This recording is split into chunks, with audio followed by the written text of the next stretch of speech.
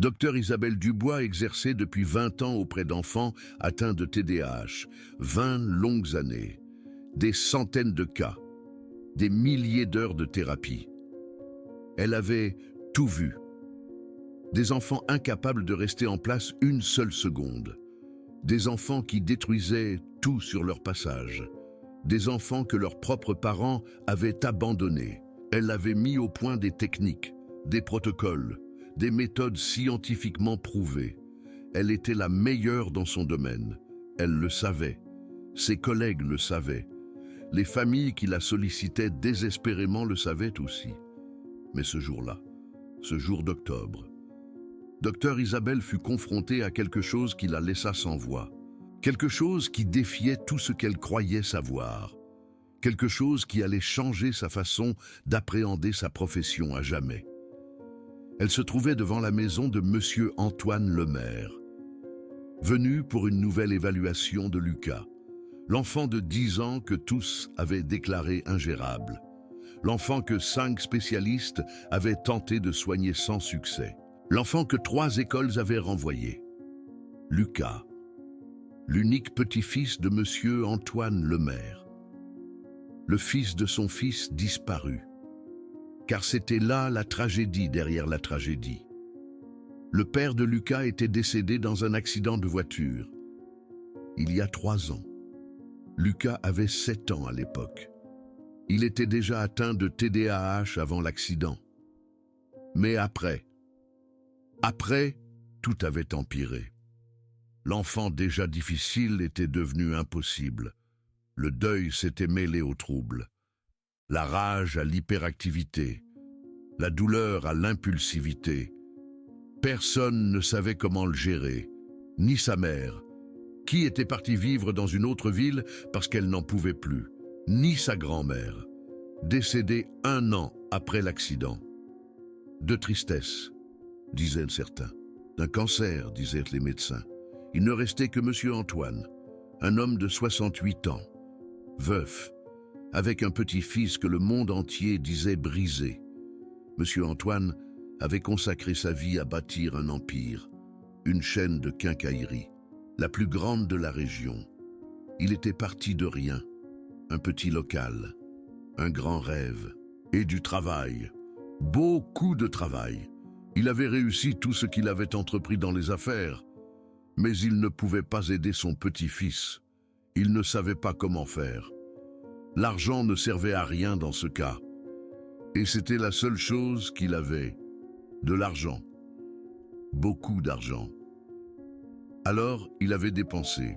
Dépensé chez le meilleur neurologue de la ville, dépensé chez la meilleure ergothérapeute, dépensé chez des psychologues, des psychiatres, des spécialistes du comportement, des coachs de vie, des tuteurs spécialisés, des écoles privées, des programmes expérimentaux. Il avait dépensé des millions, littéralement des millions. Et rien n'avait fonctionné. Lucas restait le même. L'enfant qui ne pouvait pas rester en place, l'enfant qui cassait tout, l'enfant qui criait, l'enfant que personne ne pouvait contrôler. Isabelle avait été la 5e thérapeute. Et honnêtement, elle n'avait pas fait beaucoup mieux. Les dernières séances avaient été un désastre. Lucas ne pouvait pas se concentrer plus de 3 minutes. Il se levait constamment, interrompait, criait, cassait des choses. Isabelle avait recommandé d'augmenter la médication. C'était la seule solution restante. Mais ce jour-là, quand elle entra dans la maison, elle n'entendit pas de cris, elle n'entendit pas de choses se briser. Elle n'entendit pas le chaos habituel.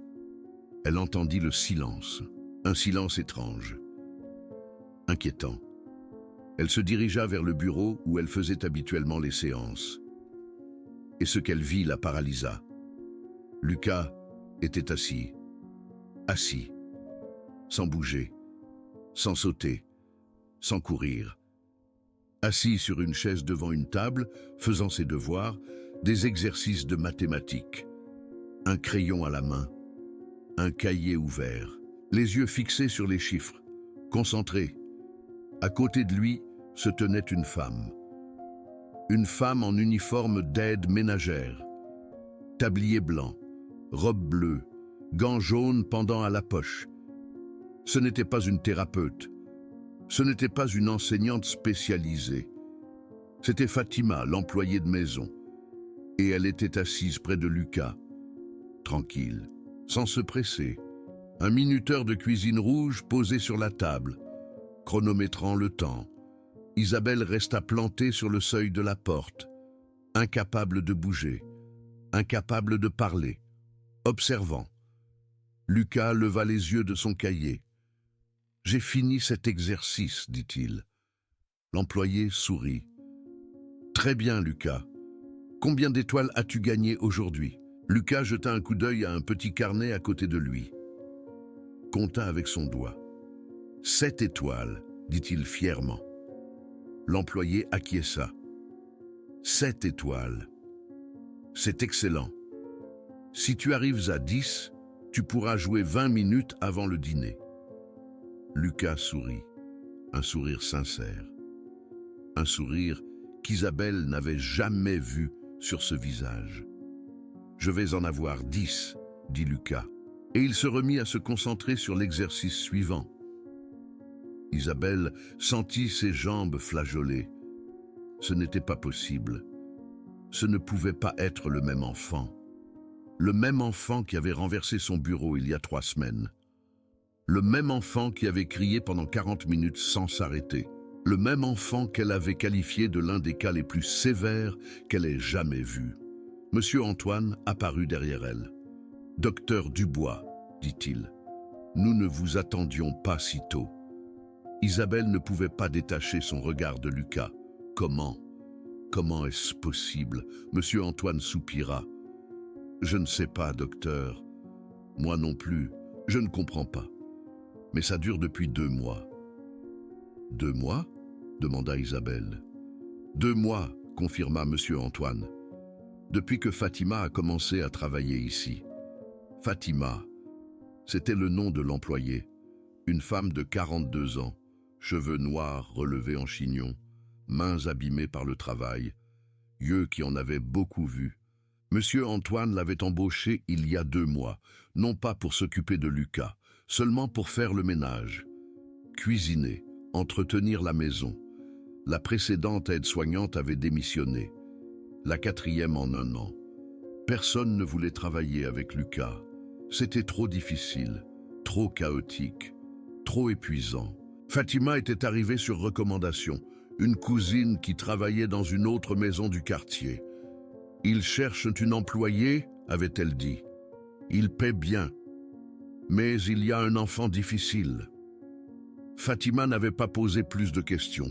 Elle avait besoin de ce travail. Elle avait des factures à payer, un petit appartement, une vie simple. Elle n'avait aucune idée de ce qui l'attendait, mais elle n'avait pas peur non plus, car Fatima avait affronté des choses pires, bien pires. Isabelle retrouva finalement sa voix. « Il faut que je lui parle, dit-elle. Maintenant. » Monsieur Antoine acquiesça. « Fatima, le docteur veut vous parler. » Fatima se leva de la table. Chuchota quelque chose à Lucas. L'enfant acquiesça et continua son travail, seul, sans supervision, concentré. Isabelle avait l'impression de vivre un rêve ou un cauchemar. Elle ne savait pas lequel. Ils allèrent au salon. Fatima s'assit en face d'elle, tranquille, sans nervosité, comme si elle n'avait rien à cacher. « Madame Fatima » commença Isabelle. Seule Fatima répondit. « Fatima, qu'avez-vous fait à cet enfant ?» Fatima sourit doucement. « Je n'ai rien fait, docteur Isabelle Dubois. Je l'ai juste compris. » Isabelle fronça les sourcils. « Compris ? Qu'est-ce que cela signifie ? » Cela signifie que je l'ai regardé vraiment regardé. Pas comme un problème à résoudre, pas comme un cas clinique, et pas comme un enfant brisé.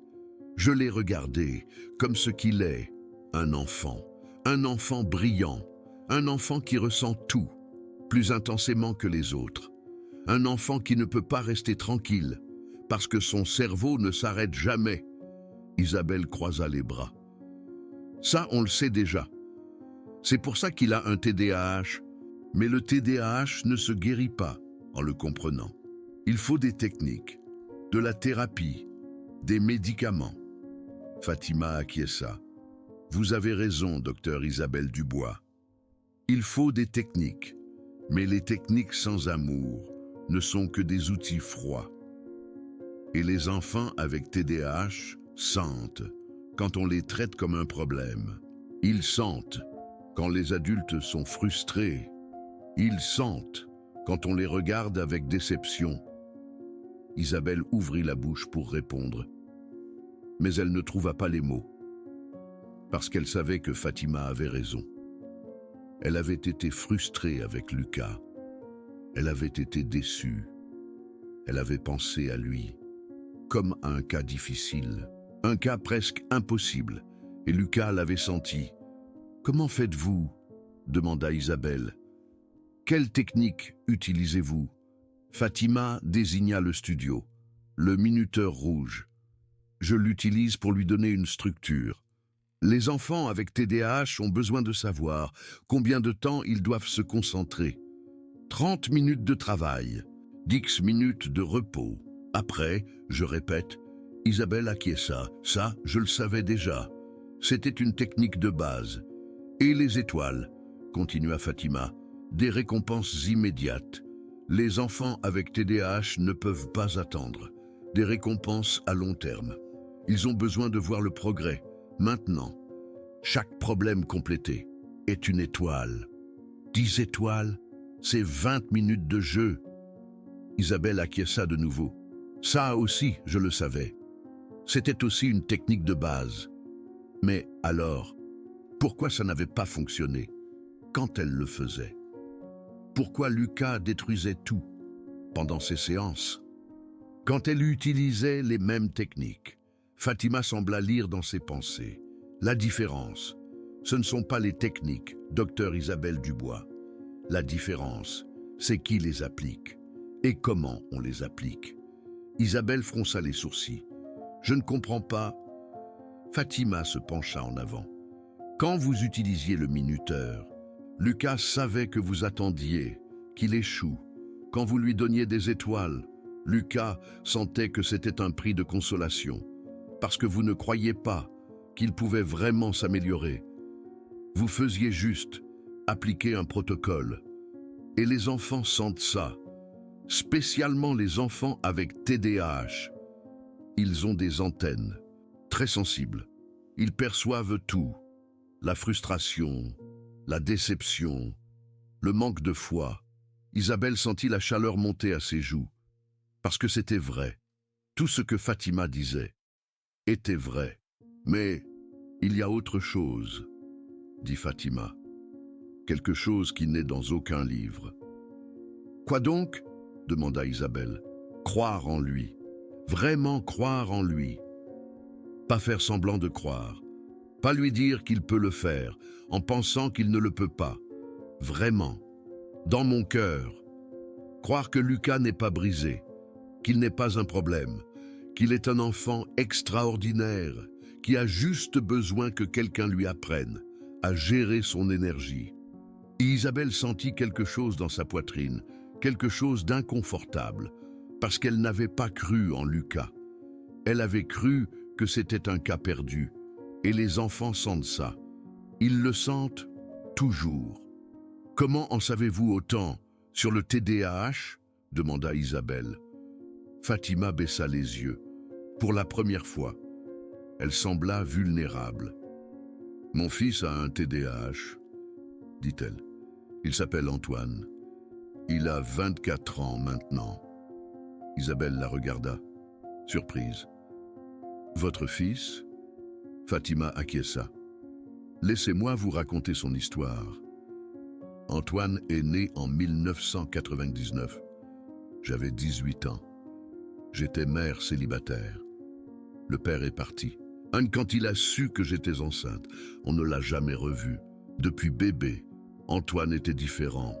Il ne dormait pas, il pleurait constamment, il bougeait tout le temps. Les autres mamans me disaient que c'était normal, que les bébés sont comme ça. Mais je savais que quelque chose était différent. Je le sentais.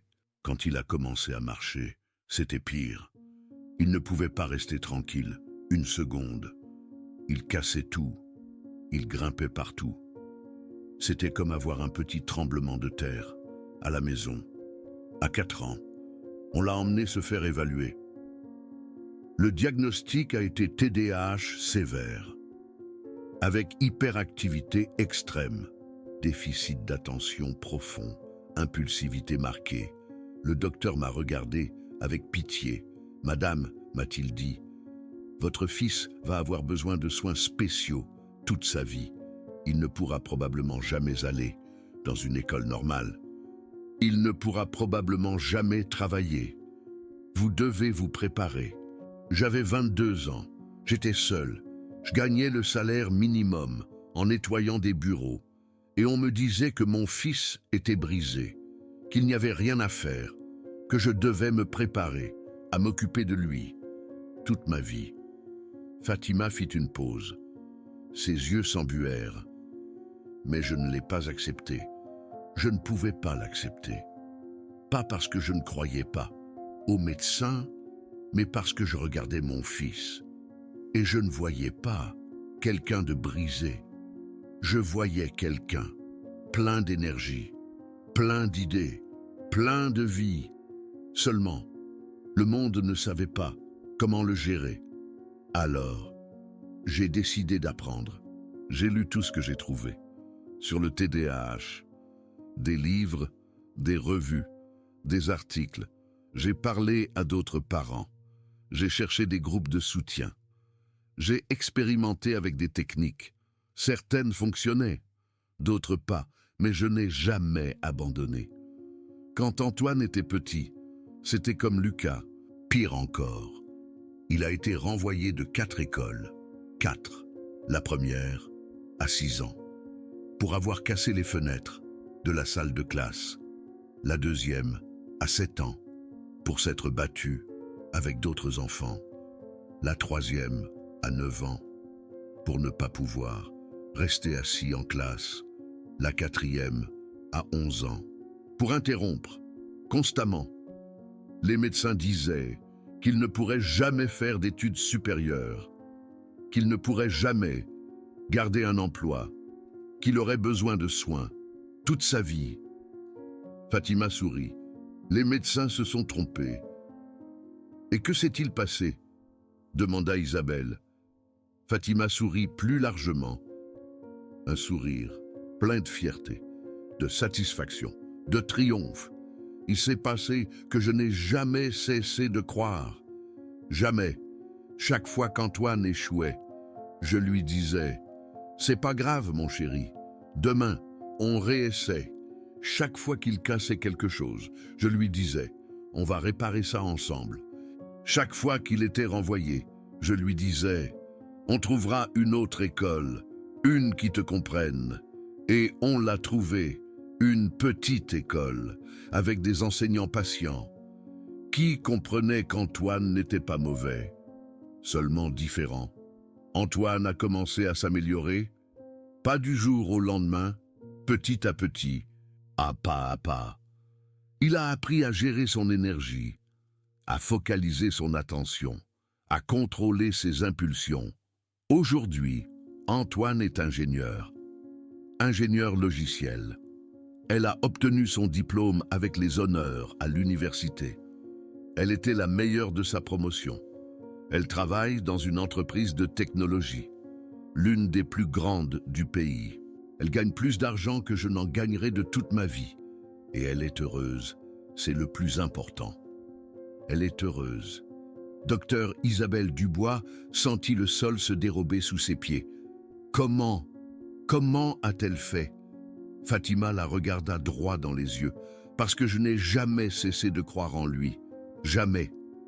Pas un seul jour. Quand tout le monde disait qu'il était cassé, je lui disais qu'il était spécial. Quand tout le monde disait qu'il ne pouvait pas, je lui montrais qu'il pouvait. Quand tout le monde le regardait avec déception, je le regardais avec amour. Et il l'a senti. Il l'a toujours senti. Et cela lui a donné la force de surmonter tout le reste.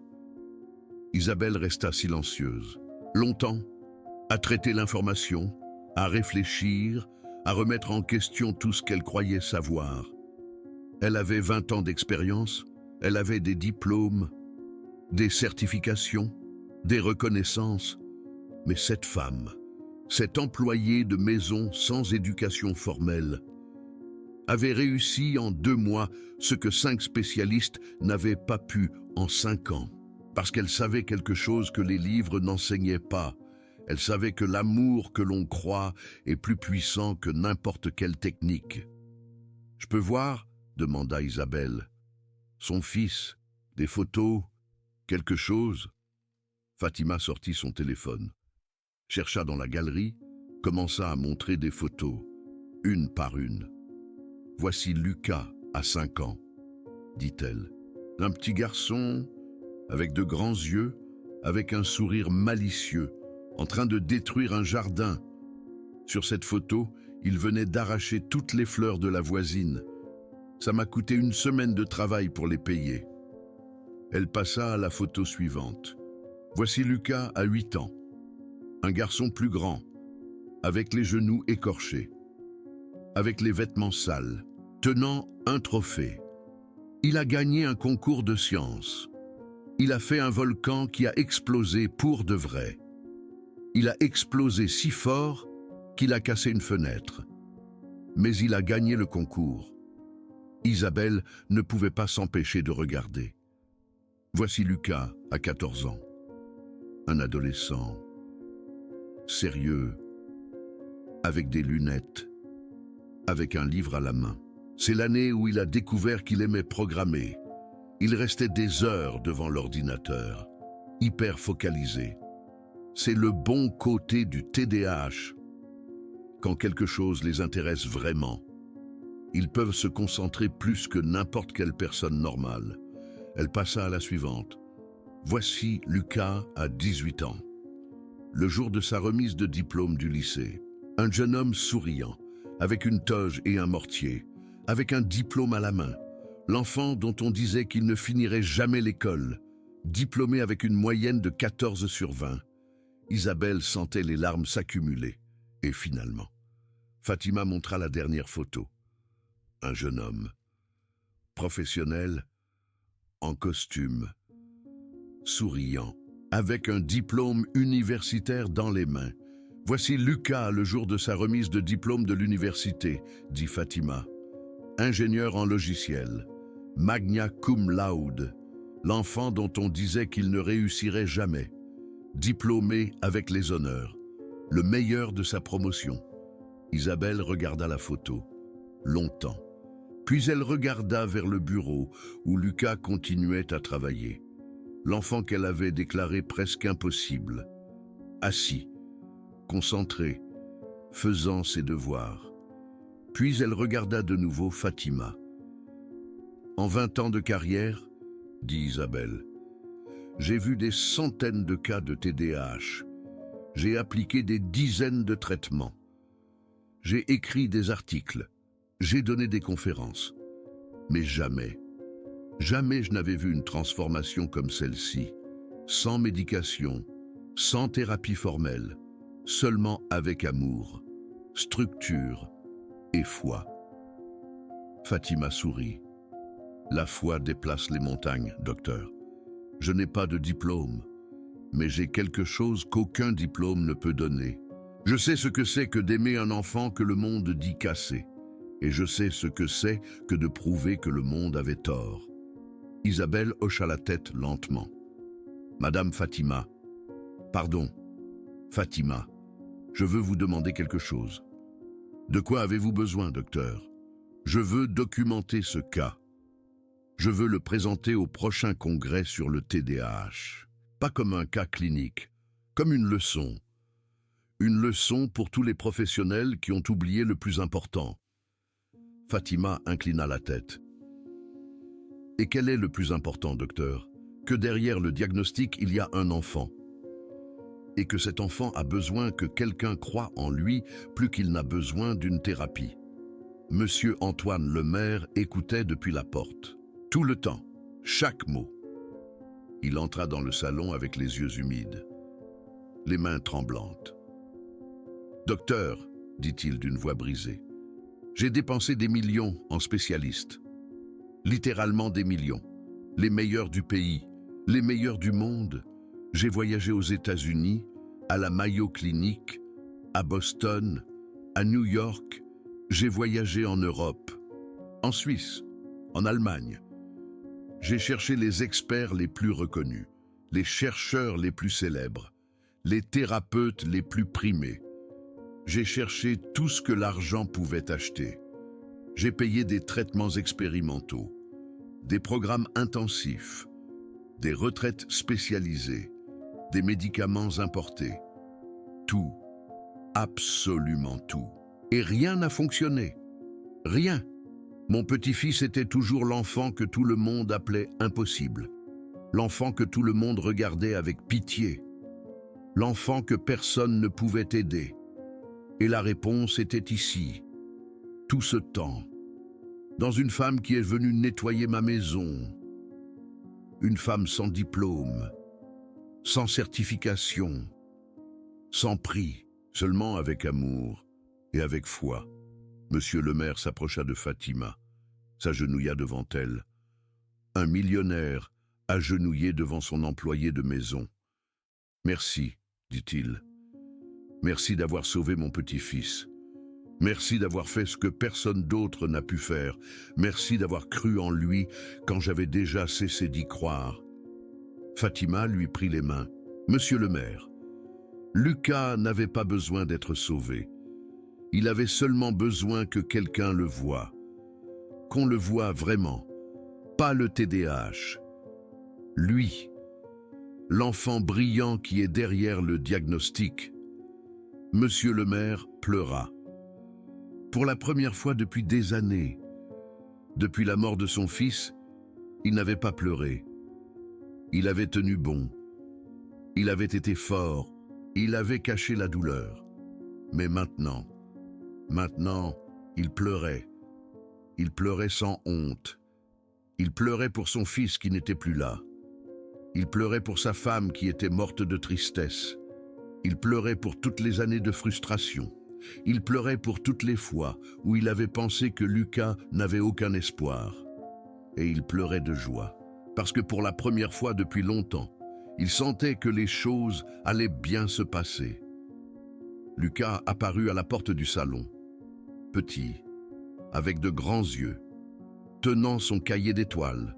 « Grand-père, pourquoi pleures-tu » Monsieur le maire essuya rapidement ses larmes, essaya de se composer, mais il ne le pouvait pas. Il marcha vers son petit-fils, se baissa, le regarda dans les yeux et le serra dans ses bras, fort, comme il ne l'avait pas serré dans ses bras depuis longtemps. « Parce que je suis heureux, mon garçon, très heureux. » Lucas n'a pas tout à fait compris, mais il a rendu l'étreinte. « Moi aussi, je suis heureux, Pépé. Aujourd'hui, j'ai eu 11 étoiles. » Fatima dit que c'est un record. Monsieur Antoine a ri, les larmes aux yeux. « Un record. C'est merveilleux, mon garçon. C'est merveilleux. » Il a continué à l'embrasser, longtemps, sans vouloir le lâcher. Parce qu'à ce moment précis, Monsieur Antoine a compris quelque chose d'important. Son petit-fils n'était pas brisé. Il n'avait jamais été brisé. Il avait juste besoin de quelqu'un qui le voie vraiment. Et Fatima l'avait vu. Là où les autres voyaient des problèmes, elle a vu du potentiel. Là où les autres voyaient l'impossible, elle a vu des possibilités. Et ça avait tout changé. Lucas a regardé le docteur Isabelle Dubois, qui était toujours debout, observant la scène. « Vous êtes le docteur qui venait avant, c'est ça ?» Isabelle a acquiescé, la voix étranglée par l'émotion. « Oui, Lucas, c'est moi. » Lucas l'a regardé avec curiosité, directement, sans peur. Avant, j'avais peur de venir vous voir. Je sentais que vous pensiez que j'étais malade, que j'étais un problème, que j'étais irrattrapable. Isabelle a senti son cœur se briser en 1000 morceaux, parce que l'enfant avait raison, parfaitement raison. Elle avait pensé exactement ça. Lucas était un cas difficile, un cas presque impossible, un enfant brisé. Mais elle avait tort, terriblement tort. « Je suis désolée, Lucas, dit-elle d'une voix tremblante. Tu as raison, j'avais tort. Tu n'es pas malade. Tu n'es pas un problème. Tu n'es pas un cas difficile. Tu es un enfant extraordinaire, avec un cerveau extraordinaire, qui fonctionne différemment des autres. Mais ce n'est pas mauvais, c'est spécial. » Lucas a souri largement. Un sourire plein de lumière, de confiance, d'espoir. C'est ce que dit Fatima. Elle dit que mon cerveau est comme un moteur de course, très rapide, très puissant. Il faut juste apprendre à le maîtriser. Et j'apprends. Chaque jour, j'apprends un peu plus. Isabelle a souri en retour. C'est une façon parfaite de le voir, Lucas. Parfaite. Isabelle a regardé Fatima. Moteur de course. C'était une analogie parfaite, simple, claire, qu'un enfant de 10 ans pouvait comprendre, mieux que n'importe quelle explication scientifique. Fatima, dit Isabelle, vous avez un don. Fatima a secoué la tête. Je n'ai aucun don, docteur. J'ai juste de l'expérience et de l'amour, beaucoup d'amour. Et c'est suffisant ? Demanda Isabelle. Fatima la regarda. Ça a toujours été suffisant. Seulement, nous l'avons oublié. Nous avons construit tellement de techniques, tellement de protocoles, tellement de méthodes, que nous oublions l'essentiel. Les enfants ont besoin d'amour qui croit en eux, d'amour qui n'abandonne pas, d'amour qui voit au-delà du diagnostic. Isabelle a acquiescé. Vous avez raison, parfaitement raison. Mais avant d'arriver au congrès, laissez-moi vous raconter ce qui s'est passé entre Fatima et Lucas. Les premiers jours, quand tout a commencé, Fatima est arrivée au travail un lundi d'août, à 8 heures du matin. Monsieur Antoine l'a accueillie à la porte. Il lui a montré la maison. Il lui a expliqué ses tâches. Nettoyage, cuisine, blanchisserie, rien de spécial. Travail normal d'employé de maison. Et il y a une chose de plus, dit monsieur Antoine. Mon petit-fils vit ici. Il s'appelle Lucas. Il a 10 ans. Il a un TDAH. Il est difficile, très difficile. Je vous demande juste d'être patiente. Et si ça va vraiment mal, éloignez-vous simplement. N'essayez pas de le contrôler. C'est impossible. Fatima a acquiescé. Entendu, monsieur ? Monsieur Antoine la regarda. Vous verrez bien. 1 minute plus tard. Un cri. Quelque chose qui se casse. Des pas qui courent. Un enfant est apparu dans le salon. Cheveux en bataille. Yeux brillants. Énergie pure. Qui êtes-vous ? Demanda Lucas. Fatima a souri. Je suis Fatima. Je vais travailler ici. Lucas l'a regardé de haut en bas.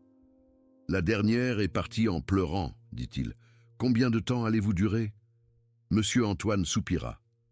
Lucas, ne sois pas grossier. Je ne suis pas grossier, dit Lucas. Je suis honnête. Elles s'en vont toutes. Elles s'en vont toujours. Fatima s'est accroupie. Elle s'est mise à la hauteur de Lucas. Elle l'a regardé dans les yeux. Moi, je ne vais pas partir, dit-elle. Lucas a ri. C'est ce qu'elles ont toutes dit. Fatima a souri. Mais je ne suis pas comme toutes les autres. Lucas l'a regardée avec curiosité. Pour la première fois, une lueur d'intérêt. Pourquoi? Demanda-t-il. Parce que je comprends. Quoi? Toi? Lucas a cligné des yeux. Personne n'avait jamais dit ça avant. Personne. Tu ne me connais pas, dit Lucas. Pas encore, répondit Fatima. Mais je vais te connaître. Et tu vas voir. Tu vas voir que je ne suis pas comme les autres. Lucas n'a rien dit. Il est resté à la regarder. Puis il est parti en courant, vers le jardin, comme si de rien n'était. Monsieur Antoine soupira. Je suis désolé, c'est comme ça. Fatima s'est levée. Ne vous inquiétez pas, monsieur, j'en ai vu de pire.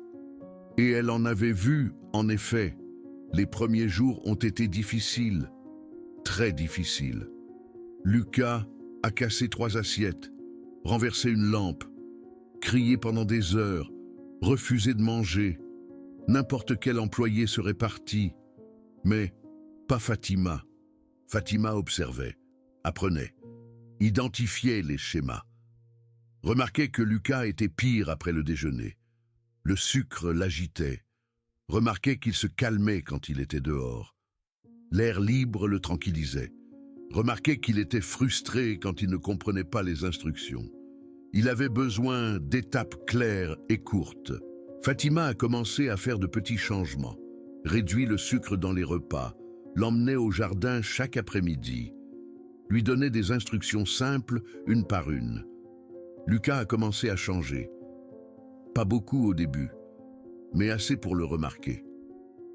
1 semaine plus tard, Fatima s'est assise avec lui pour faire ses devoirs. Pas comme tutrice, juste comme compagnie. « Je ne peux pas, dit Lucas, c'est trop difficile. Je ne peux pas me concentrer. » Fatima a sorti un minuteur de cuisine. Le même minuteur rouge que Sylvana a vu après.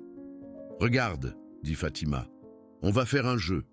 Ce minuteur va sonner dans 10 minutes. Tu dois juste te concentrer pendant 10 minutes.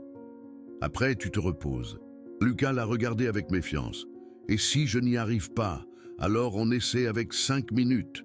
Et si je n'y arrive pas non plus, alors 3 minutes. Et si ?»« Lucas, dit Fatima avec fermeté, si tu peux. Je sais que tu peux. Tu dois juste essayer. » Lucas la regarda. Il y avait quelque chose de différent dans les yeux de Fatima, quelque chose qu'il n'avait pas vu chez les autres adultes. Il n'y avait pas de frustration, il n'y avait pas de déception, il n'y avait pas de pitié, il y avait de la foi, une foi véritable. Fatima croyait en lui. Elle croyait vraiment. Lucas a pris le crayon. Il s'est concentré. Le minuteur a sonné. 10 minutes. Lucas avait fait 3 problèmes de mathématiques, sans se lever, sans crier, sans rien casser. « J'ai réussi, dit Lucas, surpris. Fatima a souri. « Je t'avais dit que tu pouvais. » Lucas a souri. Pour la première fois depuis longtemps, un vrai sourire. C'était le début. Les semaines qui suivirent furent une transformation, lente mais constante. Fatima introduisit le système des étoiles. Chaque tâche accomplie rapportait une étoile. 10 étoiles. C'était 20 minutes de ce que Lucas voulait. Jeux vidéo, télévision, jardin, ce qu'il décidait. Lucas commença à se mesurer à lui-même. Combien d'étoiles puis-je avoir aujourd'hui? Hier, j'en ai eu 7. Aujourd'hui, je vise 8. Et ça a marché. Parce que les récompenses étaient immédiates. Pas des promesses vides de choses qui arriveraient plus tard. Des résultats maintenant. Un progrès visible. Et le plus important, Fatima n'a jamais abandonné. Jamais. Il y a eu des mauvais jours. Des jours où Lucas criait. Des jours où il cassait des choses. Des jours où il semblait que tout le progrès avait été perdu. Mais Fatima ne se décourageait pas. « Ça va, Lucas ?» disait-elle. « Aujourd'hui a été difficile. Demain, on essaie de nouveau. » Et Lucas la croyait, parce qu'il savait que Fatima ne le jugeait pas, qu'elle n'était pas déçue. Elle était juste là, présente, constante, croyant en lui. 2 mois plus tard, le jour où le docteur Isabelle Dubois est arrivé et a vu l'impossible. 3 mois plus tard, le congrès national du TDAH. Isabelle était sur scène, nerveuse, émue, face à 500 professionnels, psychologues, thérapeutes, psychiatres, pédagogues, chercheurs, les meilleurs du pays. Beaucoup d'entre eux, ses collègues, ses mentors, ses concurrents. Elle avait présenté de nombreux cas auparavant, des cas cliniques impressionnants, avec des données statistiques, avec des graphiques de progrès, avec des résultats mesurables et vérifiables. Mais ce cas était différent. Ce cas n'avait pas de graphiques élaborés, n'avait pas de données cliniques froides. Il avait quelque chose de mieux, quelque chose de plus puissant. Il avait une histoire d'amour, de foi, de persévérance. Collègue, commença Isabelle, aujourd'hui, je ne vais pas vous parler d'un nouveau traitement. Je ne vais pas vous présenter une nouvelle technique. Je vais vous parler d'une leçon. Une leçon qu'une employée de maison m'a enseignée. L'auditoire se tut. Elle s'appelle Fatima. Elle a 42 ans. Elle n'a pas de diplôme universitaire. Elle n'a pas de certification. Elle n'a pas lu les études que nous lisons. Mais elle a réussi quelque chose que 5 des meilleurs spécialistes n'ont pas pu. Isabelle montra les photos. Lucas avant. Un enfant aux yeux sauvages, détruisant un salon, criant, pleurant, hors de contrôle. Lucas après. Le même enfant, mais différent, assis, concentré, souriant, travaillant. Les photos parlaient d'elles-mêmes. Puis elle montra les vidéos, le chaos d'avant. Une session de thérapie enregistrée il y a 6 mois. Lucas renversant une table, criant qu'il ne pouvait pas, qu'il était stupide, que tout le monde le haïssait. Isabelle mettant la vidéo en pause, frustrée, vaincue. L'auditoire regardait en silence. Puis la vidéo d'après, enregistrée il y a 2 semaines, le même enfant, assis à la même table, mais cette fois concentré, faisant des exercices de mathématiques, comptant ses étoiles, souriant quand il en obtenait une de plus. Fatima à ses côtés, patiente, amoureuse, croyant. La différence était abyssale. C'était comme voir 2 enfants différents. Mais c'était le même Lucas, seulement, que maintenant. Quelqu'un croyait en lui. L'auditoire murmurait, incrédule, surpris. Certains avec des larmes aux yeux. « Comment est-ce possible ?» demanda quelqu'un du fond. Isabelle sourit. « C'est possible parce que Fatima savait quelque chose que nous avons oublié. Elle savait que derrière le diagnostic, il y a un enfant qui sent quand nous croyons en lui et quand nous ne croyons pas. Un enfant qui a besoin d'amour autant qu'il a besoin de thérapie.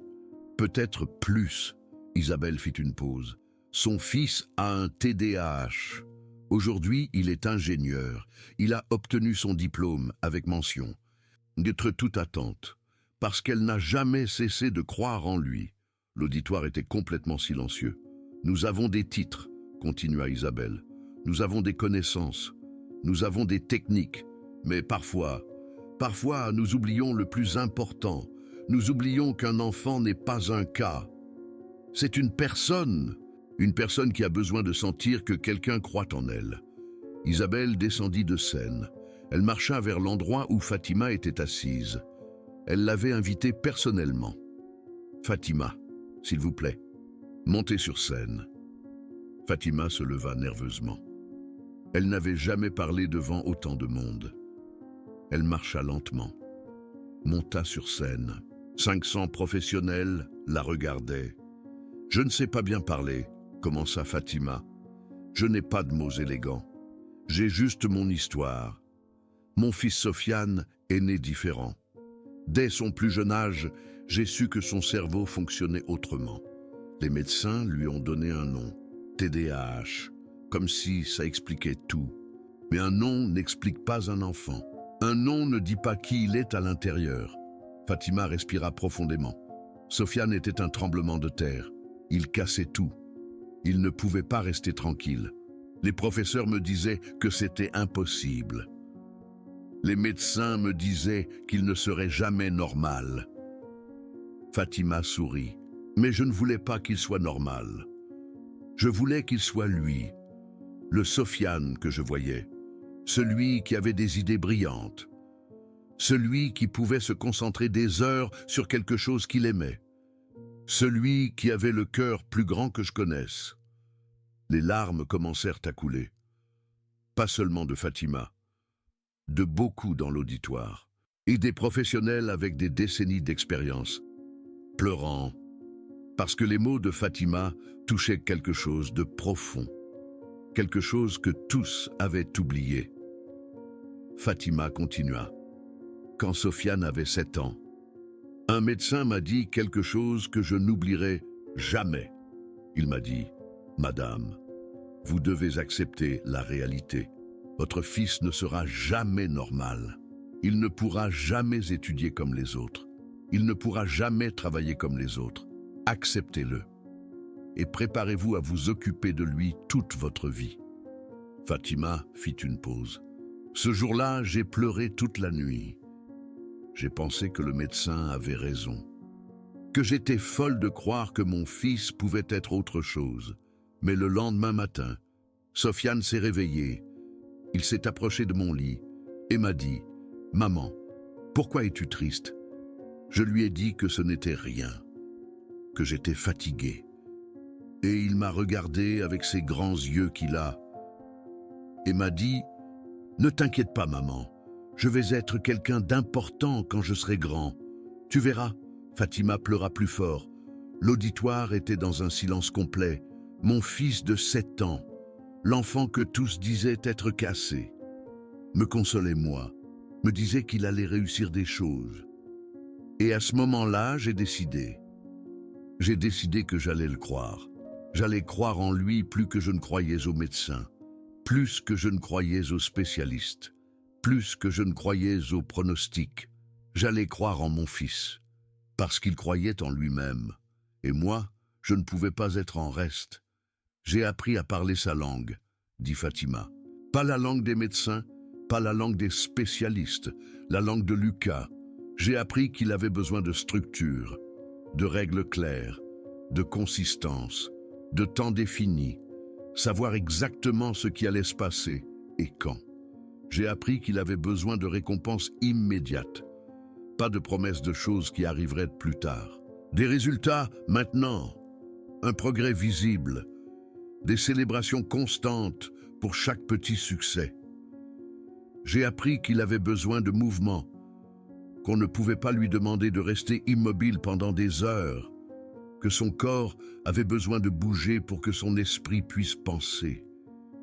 J'ai appris qu'il avait besoin de compréhension, pas de réprimande, pas de punition, pas de cris, compréhension, patience, amour.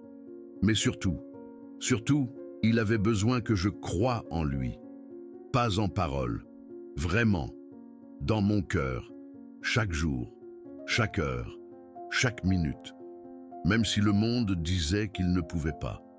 Je lui disais qu'il pouvait, même si les médecins disaient que c'était impossible. Je lui disais que rien n'était impossible, même si les professeurs me regardaient avec pitié. Je le regardais avec fierté. Et il m'a cru. Il m'a toujours cru. Fatima sortit son téléphone, montra la photo de Lucas avec son diplôme. Voici mon fils, ingénieur, l'enfant dont on disait qu'il ne réussirait jamais rien. L'auditoire applaudit, longuement, et fortement, avec des larmes. Mais Fatima leva la main. Ne m'applaudissez pas moi, applaudissez tous les enfants atteints de TDAH qui attendent que quelqu'un croie en eux, qui attendent que quelqu'un les regarde sans déception, qui attendent que quelqu'un voie au-delà du diagnostic. Ces enfants méritent les applaudissements. Pas moi. Docteur Isabelle Dubois monta sur scène, se tint aux côtés de Fatima. « Chers collègues, dit-elle, aujourd'hui nous avons appris quelque chose qui ne se trouve dans aucun livre. L'amour qui croit est la thérapie la plus puissante qui existe. Et vous n'avez pas besoin d'un diplôme pour le donner. Vous avez seulement besoin d'un cœur qui ne lâche pas. » L'auditoire se leva, applaudit pendant 5 minutes, sans s'arrêter. Fatima pleurait. Docteur Isabelle Dubois pleurait. 500 professionnels pleuraient, parce que tous se souvenaient de quelque chose qu'ils avaient oublié, que derrière chaque cas, il y a une personne, et que cette personne a besoin d'amour autant qu'elle a besoin de traitement. 6 mois plus tard, Lucas entra en CM1, dans une nouvelle école. Une école qui connaissait sa condition, mais qui connaissait aussi sa transformation. Le premier jour de classe, Lucas leva la main. « Maîtresse, j'ai un TDAH. Mon cerveau est comme un moteur de course, très rapide. Parfois, j'ai besoin de bouger pour mieux penser. Mais je peux faire tout ce que les autres font. J'ai juste besoin d'un peu plus de temps parfois. » La maîtresse sourit. « Merci de partager cela, Lucas. Ici, nous allons t'aider à ce que ce moteur de course aille où tu veux aller. » Lucas sourit, un sourire plein de confiance, un sourire qu'il n'avait jamais eu auparavant, parce que quelqu'un avait cru en lui. Et cela avait tout changé. Monsieur Antoine Lemaire engagea Fatima comme tutrice personnelle de Lucas, pas comme femme de ménage, comme tutrice, avec un salaire de professionnel, 3 fois ce qu'elle gagnait auparavant, avec une assurance maladie, avec des congés payés, avec tout ce qu'un professionnel mérite, parce que Fatima avait démontré être plus professionnelle que n'importe quel professionnel. Mais Fatima demanda quelque chose d'autre, quelque chose que Monsieur Antoine Lemaire n'attendait pas. « Je veux aider d'autres enfants, » dit-elle. Monsieur Antoine Lemaire la regarda, surpris. « D'autres enfants ? Oui, monsieur. Il y a beaucoup de Lucas dehors, beaucoup d'enfants que le monde dit brisés, beaucoup de parents désespérés, beaucoup de familles qui souffrent. Je sais que je peux les aider. Pas avec des diplômes, pas avec des certifications, avec la seule chose que j'ai, l'expérience et l'amour. » Monsieur Antoine Lemaire resta pensif, longuement, puis il parla. « De quoi as-tu besoin ?» Fatima respira profondément. Un espace, un endroit où les parents peuvent venir, où je peux leur enseigner ce que j'ai appris avec Lucas, ce que j'applique avec Lucas. Pas des techniques compliquées, pas des protocoles froids, seulement de l'amour, de la structure et de la foi. J'ai besoin d'un endroit où les enfants peuvent se sentir acceptés, où personne ne les regarde comme des problèmes, où ils peuvent apprendre à gérer leur énergie sans que personne ne les juge. Monsieur Antoine Lemaire hocha la tête, considère que c'est fait. Et ainsi naquit le Centre Lucas. Monsieur Antoine Lemaire finança tout, le local, les meubles, les matériaux, les salaires, tout. Il s'appelle Centre Lucas, en l'honneur du fils de Fatima, l'enfant dont tous disaient qu'il ne réussirait jamais rien. L'ingénieur qu'il est aujourd'hui. Le centre ouvrit en janvier, avec 5 familles, 5 enfants atteints de TDAH, 5 histoires d'espoir. 1 an plus tard, aujourd'hui, il s'occupe de 120 familles, 120 enfants atteints de TDAH, 120 histoires de transformation, 120 miracles en cours. Parce que c'est ce qui arrive quand quelqu'un croit. Lucas, le fils de Fatima, l'ingénieur que tous disaient qu'il serait impossible, vient chaque samedi au centre, quitte son travail, quitte sa vie occupée d'ingénieur à succès, et vient donner des conférences aux parents désespérés, aux parents qui ont perdu l'espoir, aux parents qui sont là où sa mère était il y a 20 ans. Il leur raconte son histoire. Depuis le début, le diagnostic à 4 ans, les exclusions de l'école, les médecins qui disaient qu'il ne réussirait jamais rien. Les nuits où sa mère pleurait en pensant qu'il n'écoutait pas, mais il écoutait toujours. Et ensuite, il leur raconte l'autre partie, la partie où tout a changé. Il leur raconte comment sa mère n'a jamais cessé de croire, comment elle le regardait avec amour quand tout le monde le regardait avec déception, comment elle lui disait qu'il pouvait quand tout le monde disait qu'il ne pouvait pas. Il leur raconte comment cela a tout changé, comment cela lui a donné la force de continuer, de ne pas abandonner, de prouver que les médecins avaient tort. Et à la fin de chaque conférence, Lucas leur dit quelque chose d'important. Regardez vos enfants, ne voyez pas le diagnostic, voyez la personne, croyez en eux. Même si le monde dit qu'ils ne peuvent pas, vous, croyez qu'ils peuvent, parce que cela va faire toute la différence. Ma mère a cru en moi, et me voici, ingénieur, à succès, heureux, non pas parce que le TDAH a disparu, mais parce que j'ai appris à le gérer, avec de l'aide, avec de l'amour, avec quelqu'un qui a cru en moi. Vos enfants peuvent faire la même chose. Ils ont seulement besoin que vous croyiez. Il leur dit que leurs enfants peuvent accomplir tout ce qu'ils imaginent. Absolument tout. Si quelqu'un croit en eux, si quelqu'un n'abandonne pas, si quelqu'un les regarde et voit du potentiel au lieu d'un problème. Dr Isabelle Dubois collabore avec le centre, bénévolement, chaque samedi matin, sans demander un sou. Elle dit qu'elle apprend plus là-bas que dans n'importe quel congrès, plus que dans n'importe quel livre, plus que dans n'importe quelle étude scientifique. Elle apprend que l'amour est la meilleure médecine, que la foi déplace des montagnes, qu'un diplôme ne rend personne meilleur, que parfois ceux qui ont le moins sont ceux qui donnent le plus. Parfois, Dr Isabelle Dubois se demande « Comment est-ce possible qu'une aide à domicile parvienne à faire ce que les meilleurs spécialistes n'ont pas réussi ?» Et la réponse est toujours la même. Amour, foi, persévérance. 3 choses qui ne s'apprennent dans aucune université. 3 choses que Fatima a en abondance. Lucas a 11 ans maintenant. Une année s'est écoulée depuis que tout a changé. Il a de bonnes notes. Pas parfaites, mais bonnes. Une moyenne de 13 sur 20. Quelque chose qui, il y a 2 ans, semblait impossible. Il a des amis. 3 amis proches.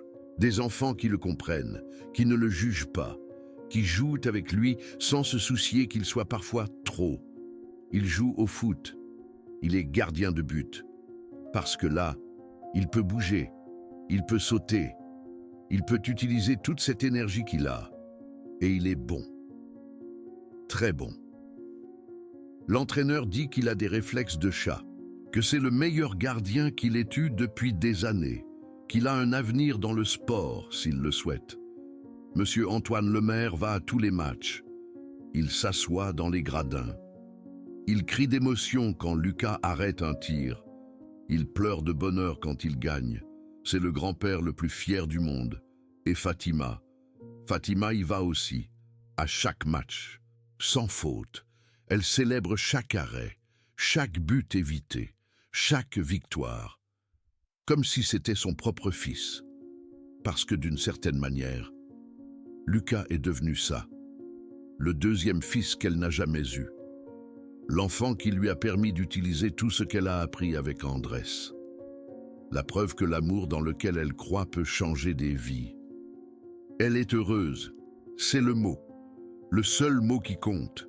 Heureuse, pas parce que son TDAH a disparu. Le TDAH ne disparaît pas. Il ne disparaît jamais. Il fait partie de qui est Lucas, partie de son cerveau, partie de son identité. Mais ce n'est plus une malédiction, c'est juste une caractéristique, comme avoir les yeux marrons ou être gaucher. Quelque chose qui le rend différent. Pas mauvais, différent. Il est heureux parce qu'il a appris à le gérer. Il a appris que son cerveau a besoin de structure. Il a appris qu'il a besoin de bouger pour penser. Il a appris qu'il peut se concentrer s'il divise les tâches. Il a appris qu'il n'est pas cassé. Il fonctionne juste différemment. Et parce qu'il a quelqu'un qui croit en lui. Quelqu'un qui n'a jamais abandonné. Quelqu'un qui l'a regardé et a vu du potentiel. Quand tous les autres voyaient un problème. Chaque soir, avant de dormir, Lucas appelle Fatima. « Bonsoir Fatima, dit-il. Merci de croire en moi. » Fatima sourit. « Bonsoir champion. N'oublie jamais. Ton cerveau n'est pas cassé. Il est spécial et tu vas faire des choses incroyables avec lui. » Lucas raccroche en souriant, en croyant. Parce que quelqu'un lui a appris à croire en lui-même. Et ça vaut plus que n'importe quelle thérapie, plus que n'importe quel médicament, plus que n'importe quel diplôme. Cette histoire est pour tous les enfants qui se sentent différents, pour tous ceux qui ont entendu dire qu'ils sont cassés, pour tous ceux qui espèrent que quelqu'un croira en eux. Vous n'êtes pas cassés, vous êtes spéciaux. Votre cerveau fonctionne différemment, pas pire, différemment. Et avec l'amour correct, avec le guide correct, avec quelqu'un qui croit en vous, vous pouvez réaliser tout ce que vous rêvez, tout. Et cette histoire est pour tous les adultes qui connaissent un enfant différent. Un enfant avec un TDAH, avec autisme, avec dyslexie, avec n'importe quelle condition que le monde appelle handicap. Ne le regardez pas comme un problème. Ne le regardez pas comme un fardeau. Ne le regardez pas comme quelque chose qu'il faut réparer. Regardez-le comme une opportunité de faire la différence, d'être cette personne qui croit, de changer une vie pour toujours. Pensez à Fatima, une femme sans diplôme, sans argent, sans pouvoir, mais avec quelque chose qui vaut plus que tout ça, un cœur qui n'abandonne pas, une foi qui ne s'éteint pas, un amour qui n'a pas de conditions. Si elle a pu, vous aussi vous pouvez. Vous n'avez pas besoin de diplôme, vous n'avez pas besoin de certification, vous n'avez pas besoin d'argent, vous n'avez pas besoin d'être des experts. Vous avez juste besoin d'amour, amour qui croit, amour qui espère, amour qui a de la patience, amour qui n'abandonne pas quand les choses deviennent difficiles, amour qui voit au-delà du diagnostic, au-delà des étiquettes, au-delà des pronostics. Cet amour change tout. Il l'a toujours fait. Il le fera toujours. Regardez Andrés, l'enfant dont on disait qu'il ne réussirait jamais rien. Aujourd'hui, il est ingénieur. Regardez Lucas, l'enfant que 5 spécialistes ont déclaré impossible. Aujourd'hui, il est heureux, il a des amis, il a un avenir. Qu'est-ce qui a changé? Qu'est-ce qui a fait la différence? Une personne, une seule personne qui a cru en eux. Fatima n'avait rien. Elle n'avait pas de diplômes universitaires. Elle n'avait pas de reconnaissance professionnelle. Elle n'avait pas de prix ni de certification, seulement de l'expérience, seulement de l'amour, seulement de la foi. Et avec ça, elle a réalisé ce que 5 spécialistes n'ont pas pu. Elle a réalisé ce que des millions d'euros n'ont pas acheté. Elle a réalisé ce que la science disait impossible. Parce que l'amour qui croit est la force la plus puissante de l'univers. Plus puissante que n'importe quel médicament, plus puissante que n'importe quelle thérapie, plus puissante que n'importe quelle technique. L'amour qui croit déplace des montagnes. Ne l'oubliez jamais, jamais. Si vous connaissez quelqu'un qui a besoin d'écouter cette histoire, partagez cette vidéo. Envoyez-la à cette maman désespérée, à ce papa qui ne sait plus quoi faire, à cette famille qui souffre. Une histoire peut changer une vie, un acte de foi peut sauver un enfant, Un moment d'amour peut créer un miracle. Et peut-être, seulement peut-être, cette histoire est-elle le miracle que quelqu'un a besoin d'entendre aujourd'hui. Merci d'avoir regardé jusqu'à la fin. Merci d'être resté jusqu'ici. Merci de croire en ces histoires. Chaque fois que vous regardez une vidéo complète, chaque fois que vous partagez, chaque fois que vous laissez un commentaire, vous aidez à ce que ces histoires arrivent à plus de personnes, des personnes qui en ont besoin, des personnes qui cherchent de l'espoir. Et souvenez-vous toujours, derrière chaque diagnostic, il y a une personne, pas un cas, pas un problème, pas une statistique, une personne, avec des rêves, avec des peurs, avec des espoirs, une personne qui mérite de l'amour, qui mérite de la foi, qui mérite que quelqu'un croie en elle. Soyez cette personne pour quelqu'un, aujourd'hui, pas demain, pas la semaine prochaine, aujourd'hui. Le monde a besoin de plus de Fatima, plus de personnes qui regardent au-delà des étiquettes, plus de cœurs qui n'abandonnent pas, plus Dieu qui voit du potentiel là où d'autres voient des problèmes. Soyez cette personne. Le monde en a besoin, désespérément. Et il y a un enfant là dehors, à l'instant même. Pendant que vous écoutez ceci, qui attend? Qui attend que quelqu'un croie en lui? Qui attend que quelqu'un le regarde sans déception? Qui attend que quelqu'un lui dise qu'il n'est pas cassé, qu'il est spécial, qu'il peut accomplir tout ce dont il rêve? Peut-être que cet enfant est dans votre famille, votre fils, votre neveu, votre petit-fils. Peut-être qu'il est dans votre quartier, le gamin que tout le monde évite, celui qui a toujours des ennuis. Peut-être qu'il est dans votre école, l'élève difficile, celui que personne ne veut dans sa classe. Regardez-le, vraiment regardez-le.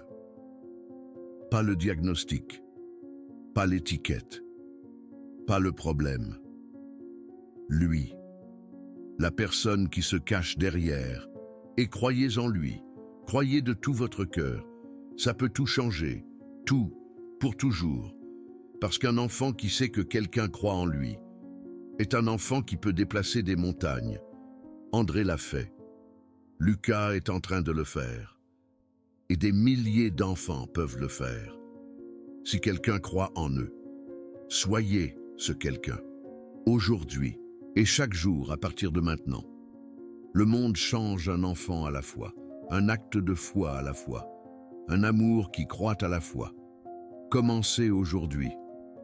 Le miracle de la rue Saint-Jacques vous attend.